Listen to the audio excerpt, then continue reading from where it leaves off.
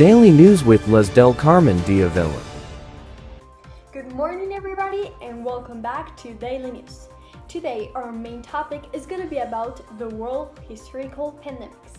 So we're going to start with one of the most lethal pandemics recorded in history, the plague of Justinian. And this was caused by a bacteria called Yersinia pestis. And it first arrived in Constantinople, the capital of Byzantine Empire, in 541 CE.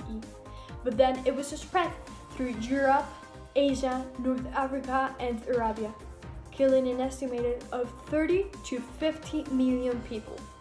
But then 800 years later, it caused another pandemic, attacking Europe in 1347. But this time it was called the Black Death, because when the bacteria entered through the skin, it caused the lymph nodes a black color. And this bacteria was mainly found in rodents and fleas. But unfortunately, 200 million people died in only 4 years.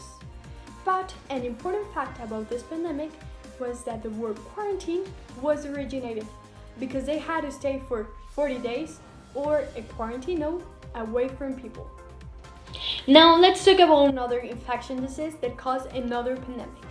This bacteria is called Vibrio cholerae and it lives in salty and warm water. So just as the name says, this pandemic was called cholera. So it was first emerged in India in 1817 because of a contaminated rice. Then it was spread throughout most of India and then traveling along the trade routes established by Europeans. But 6 years later, it ended because of a severe winter. However, in 1829, it started again in India, then Asia, Moscow, Finland, Poland, and in 1832, it reached the Americas. And even though there's not any specific number of how many people died, the highest amount was from Thailand with 100,000 of deaths. Finally, we need to talk about COVID-19, or also known as SARS-CoV-2. There's not an origin of where this bacteria came from, but the first reports were from Wuhan, China in 2019. So the recommendations are to use your mask, wash your hands, and taking your social distancing, because there's already 2.2 million people who has died because of that bacteria.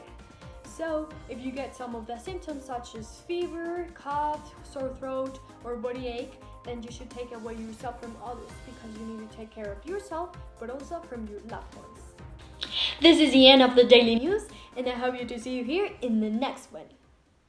As you have seen, each of those pandemics had its beginning and also an end. Let's have hope for this pandemic to end soon. Tell me, what have you learned from all of these?